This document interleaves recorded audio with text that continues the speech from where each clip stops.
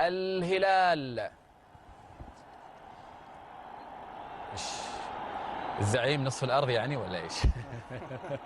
نشاهد كيف يكتمل هذا التيفو الرائع.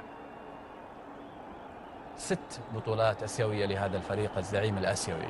حقيقة منظر مهيب جدا ورائع من الجماهير الهلالية، ويتوافق مع الحدث ويذكر بتاريخ هذا الفريق الكبير. نعم.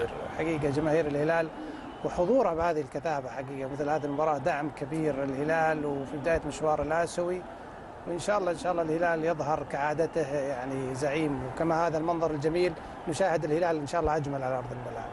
كل التوفيق للهلال والأهلي في هذه المباراة.